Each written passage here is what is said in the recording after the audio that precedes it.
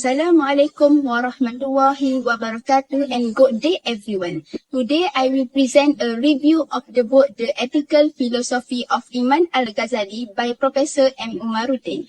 This book discusses Imam Al-Ghazali moral and ethical philosophy which in the historical, social, religion context of his time. It explains how Imam Al-Ghazali responded to the challenge of his era and developed a balanced ethical system in Islam, influenced by major theological and philosophical movements. In this review, I will provide an overview of the book and also the detail of the book. So, for this assignment, we chose the book The Ethical Philosophy of Al-Ghazali by Professor Muhammad Umaruddin. It's the first Malaysian edition published by A.S. Nordin in Kuala Lumpur in 2003 with 327 pages. And then this book explains Al-Ghazali's ideas on ethics and moral development. And Umaruddin shows on this book about good character that according to Al-Ghazali, good character comes from a pure heart and then strong self-discipline and correct knowledge. Ethics is not only about right and wrong actions, but also about training the soul, removing bad traits like pride and envy, and then building virtues such as patience, sincerity, and humility.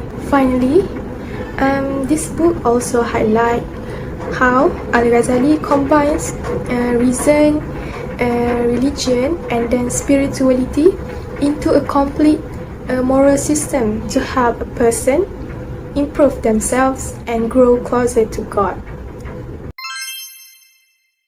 Now, let's move on to the 5 most critical ideas I took away from the first 2 chapters of M. Umaruddin's books, which lay the foundation for Al-Ghazali's entire ethical philosophy. My first point highlights the urgent needs for ethical reforms. Chapter 1 shows that Al-Ghazali lived during a time of extreme political and several religious decisions. This environment demanded an ethical system that was not just philosophical theory, but a fundamental, practical solutions to restore the harmony of the Muslim community. His ethics is a direct response to a real-world social crisis. The second key takeaway is Al-Ghazali's courage in challenging Greek-rooted philosophy. In Chapter 2, Umaruddin detailed Al-Ghazali critiques, especially his famous stand against the philosopher's view, such as the eternity of the universe of their denial of the bodily resurrection in the hereafter. This demonstrates his commitment that his ethical system must be anchored in Islamic revelations, not in great reason alone. My third idea focuses on the failure of the reason as a sole guide to truth. Al-Ghazali examined the theological school and the philosophy school, finding that both were locked in fierce conflict and ultimately failed to provide absolute certainty.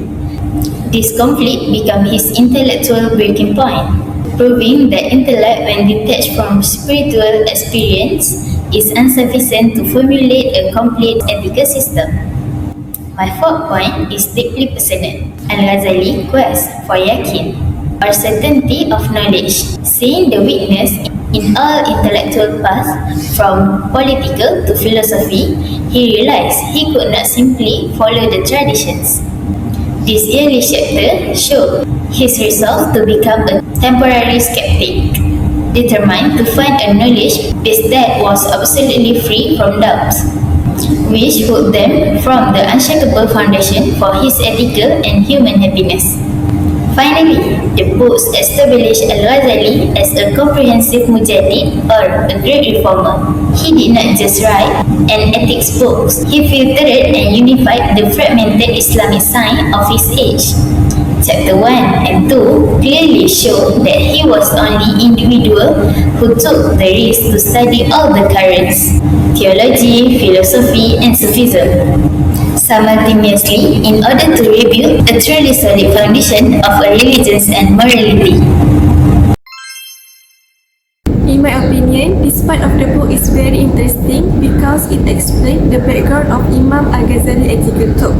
The author describes the political and religious situation at that times, and it really helps me understand why Al-Ghazali developed his ideas the way he did.